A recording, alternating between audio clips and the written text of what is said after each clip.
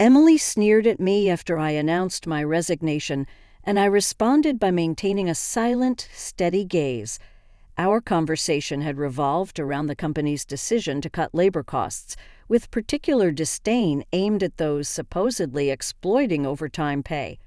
Tom, too, seemed to relish the notion of trimming expenses. A week later, my phone incessantly rang with calls from the company. Upon answering, the president inquired sharply, "Who exactly are you?" I couldn't help but scoff mockingly at the president's question. In response, I introduced myself as Lily Johnson, a 59-year-old employee with 37 years of dedicated service since my college graduation.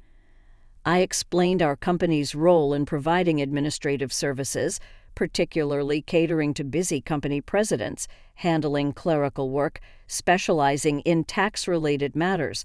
I proudly managed 45 clients, a responsibility that had grown overwhelming despite the assistance of a part-timer. Despite the challenges, I couldn't show any sign of weakness.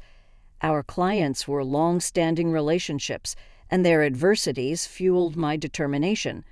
Today, as I sat in front of my computer, the relentless harassment from Tom and Emily weighed heavily on my mind.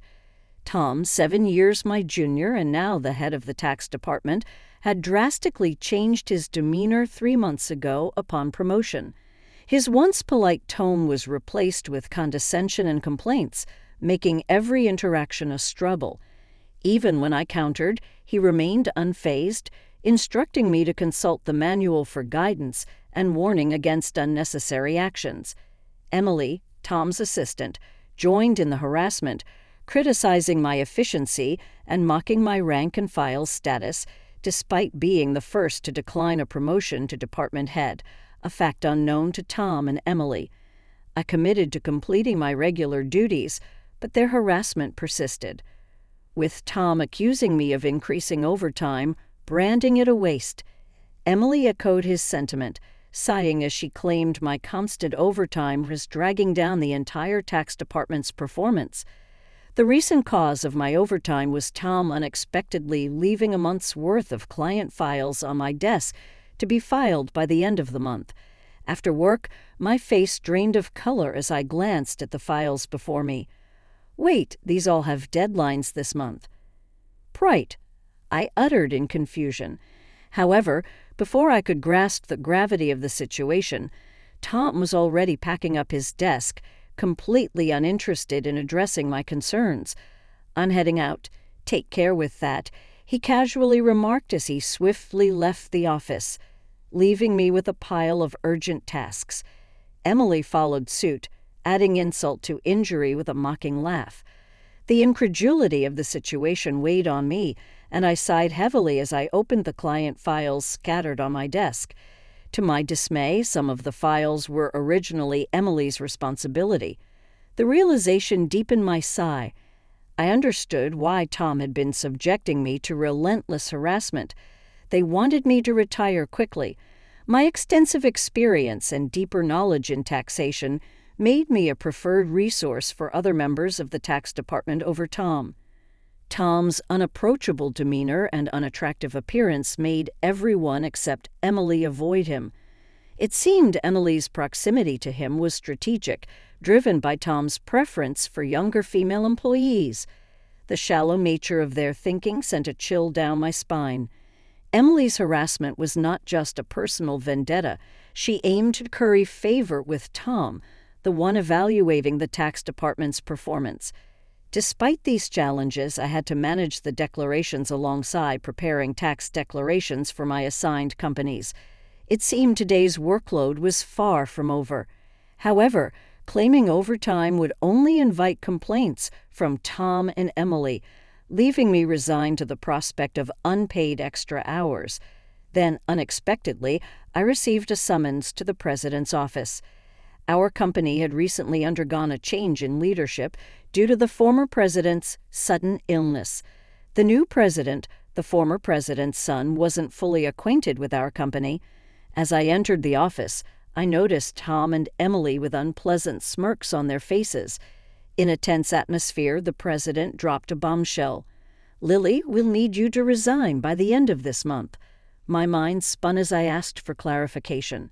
Tom and Emily had apparently accused me of overbilling for overtime, citing that while others had around 15 hours, I had exceeded 80 hours. The president, oblivious to the true circumstances, seemed impressed with Tom and Emily's zero overtime.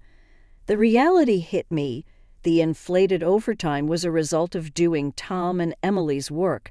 However, revealing Tom's instructions would risk portraying it as my own inability to manage time effectively.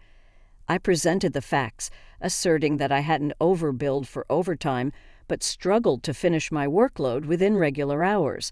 The president sighed deeply, expressing doubt but acknowledging the lack of evidence to pursue the matter further. Nevertheless, he insisted that they couldn't retain someone working at such a slow pace. Resigned to the situation, the president suggested my resignation, and it seemed his mind was made up. Told to leave the company I had devoted 37 years to, I felt a weariness settle in. Despite my dedication, the additional workload from Tom and Emily went unappreciated. I agreed to resign at the end of the month, acknowledging that I had already communicated my decision to the president. As I glanced at Tom and Emily, their vulgar smiles reflected satisfaction. Leaving the president's office, Emily taunted me with a sarcastic "thanks for quitting," her sneer cutting through. I responded with a silent stare, facing similar disdain from Tom, who shared his approval of cutting labor costs and labeled me as someone exploiting overtime pay. Observing their cheerful conversation, I pondered the handover process, creating documents for all my clients. I ensured proper farewells and appointments with those I could meet personally. Unable to schedule a meeting with the president, I resorted to letters to inform them of my successor. A week post-resignation, enjoying a moment of relaxation at home, my mobile phone rang. Seeing the company's call, I hesitated, having already completed social insurance procedures. However, persistent calls from both the company and Tom and Emily's personal mobiles led me to answer reluctantly. As I picked up, the president urgently spoke, asking, "Who exactly are you?" I couldn't help but mockingly reply, "Just an unemployed lady who resigned from the company, nothing else." In response, the president urgently explained the chaos since my departure minus 49 calls to stop transactions with the company. He pleaded for my immediate return, revealing a sense of panic in his tone. Reluctantly, I rose from my seat and made my way back to the company. Upon my arrival, I found Tom and Emily waiting, their faces notably pale and dark circles underlining their weary eyes. Surprised by their drastic change in appearance, I inquired about what was happening. Tom glared at me and revealed, "Since you left, we've been bombarded with calls to stop transactions, not just from your clients, but also from prospective companies we were planning to introduce." "What did you do?" Emily echoed the suspicion, expressing disillusionment at the thought of me resorting to underhanded tactics. Their haggard appearance suggested the toll of handling cancellations. While I had not manipulated the clients, I had a hunch about the reason behind the transaction halts. Considering the inevitability of cancellations, I mumbled my thoughts aloud. Tom, however, accused me outright, insisting I had orchestrated something. He demanded I go to the president's office immediately, forcefully escorting me there. Upon entering the president's office with Tom and Emily, the president greeted me with a direct look in his eyes. Tom declared, "President, I brought her," with an air of authority, while Emily hurriedly followed suit. Ignoring their accusatory tone, the president questioned me about the abrupt halt in transactions after my departure. I took a deep breath and explained, "Our clients don't need us to manage their taxes. There are tax accountant firms that offer cheaper services. They continued with us because of me." Tom snapped back, questioning my self-worth, and Emily taunted me, both challenging my value to the company. Undeterred, I elaborated on my unique approach, offering tailored tax-saving strategies that resonated with our clients. Tom dismissed it as inefficient, arguing that their manual-based operations were more practical. The president sighed deeply, recognizing the fundamental difference in our approaches. In a serious tone, he said, actually signaling a crucial revelation or decision to follow. I received a surprising call from my father, the former president. It turns out that some clients who had stopped transactions went directly to Dad to negotiate on my behalf. I hadn't anticipated clients going to such lengths for me. Dad emphasized that the tax department thrived because of my contributions. Not only did I manage my clients efficiently, but I also supported my colleagues, clients possessing knowledge that even Tom couldn't match. Dad disclosed that if I hadn't declined the promotion, I would have held a higher position than a department head by now. The current president expressed regret with a pained expression. Emily appeared shocked, probably grappling with the idea that I could have been her superior. The president apologized for making me resign initially and asked if I would consider revoking my resignation. According to Dad, I was indispensable to the company. While I appreciated the change in the president's perspective, I hesitated to accept. Tom interrupted our conversation, visibly upset, and protested the president's decision, questioning why I was chosen over him. Emily echoed his sentiments, praising Tom's leadership and expressing disbelief at the preference for me. The president then sternly addressed them, revealing that since my resignation, numerous complaints had been received from the tax department, suggesting they had been shifting their workload onto others. Tom's face turned pale as the president exposed the fact that he had been pushing the preparation of client declaration forms onto subordinates, including Emily's work for multiple clients. The president pointed out the irony, considering Tom had accused me of being a salary thief. Observing Tom and Emily's pale expressions, the president continued by revealing an alleged leak about their romantic involvement. Tom struggled to defend himself, claiming he was merely mentoring Emily as her superior. However, the president produced receipts from the accounting department indicating dining expenses filed by Tom. Confronted with evidence, Tom, sweating profusely, was unable to provide a convincing explanation. Emily, too, turned ghostly pale as the president accused them of neglecting their duties, inflating expense claims, and violating company policy by having an affair in the office while being married. In a calm and straightforward manner, the president declared the termination of their employment effective immediately. Tom and Emily tried to resist, promising to retract the receipt claims and pleading for their jobs. "I have a family," Tom desperately pleaded, attempting to reverse his termination. Emily echoed his sentiments, carefully expressing her fear of being fired.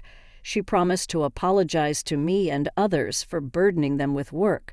Realizing the gravity of the situation involving neglect of duties and an affair with a supervisor, concerned about her reputation, she implored for a second chance. Sensing their desperation, I offered advice. "Why don't you stop resisting? It's undignified," I suggested. Tom glared at me, retorting, "Shut up. What would a single person like you understand?" I sighed, reminding him, "Tom, you were the one who got me fired. It's just karma. What goes around comes around. Why don't you take some responsibility and reflect a bit?" Frustrated, Tom looked away, while Emily bit her lip in distress. Aware of more details about their misconduct, I turned to the president, asking with a smile if I should share them. Tom and Emily frantically tried to stop me, fearing further exposure. I issued an ultimatum, warning them that wrongdoings would eventually come to light, urging them to face reality before it worsened. At my word, both Tom and Emily collapsed to their knees, and the president decided to fire them on the spot. Later, I revealed more about their misdeeds, including Tom faking business trips to spend days with Emily and their insidious tactics of harassing disliked employees into quitting. Despite my attempts to help those employees, Tom and Emily's strategies were relentless. They repeatedly reprimanded and pressured employees out of my sight, often assigning sudden tasks with tight deadlines. The resigned employees had initially asked me to keep quiet, but since they were now happily working elsewhere, I decided it was time to speak up. The president, furious at my revelations, expressed anger about cutting Tom and Emily's final salary. He planned to thoroughly investigate past inflated expense claims. Tom, with tears in his eyes, thanked the president not to cut his salary, fearing the impact on his family. As the truth unraveled, Tom's affair with Emily came to light, leading to Tom's divorce. The two now face claims for compensation in the divorce lawsuit, marking the consequential aftermath of their actions. I became aware of the situation when Tom reached out to me, seeking assistance in persuading the president to reconsider their firing. Emily and Tom found themselves in dire straits despite their efforts. They struggled to secure new jobs in the tax industry. The industry's close-knit nature meant that word of their misdeeds spread rapidly, making potential employers hesitant to hire them. Desperate for income to cover divorce compensation and living expenses, they resorted to day labor at construction sites, a stark departure from their previous office roles. Emily would often call me in tears, pleading for help. "Lily, please help. I only wanted a better life, and I never truly liked Tom," she'd cry. However, I couldn't ignore the fact that their predicament was a consequence of their own actions. Many, including myself, had been impacted by their behavior. I reminded Emily that the consequences were a result of her choices. "You can't unring a bell," I told her firmly. Facing hardships was the consequence of her decisions. Emily's despair echoed through her protests. Despite her regrets, the outcome remained unchanged. As for me, I chose to distance myself from the chaos of the corporate world. Despite the president's pleas for my return, I declined. Once told to resign, I had no desire to return. Instead, I found solace in assisting at a friend's tax office, supplementing my income and enjoying a more relaxed lifestyle. In the future, I entertained the idea of starting my own office where I could serve my clients without the constraints of corporate bureaucracy. In my own space, I could fully dedicate myself to my clients' needs. As a tax accountant, I aspired to be on equal footing with my clients, providing service without superiority. This marked the beginning of a new chapter in my life, one filled with excitement and opportunities to pursue what truly mattered to me. My second life had just begun, and I eagerly anticipated the journey ahead.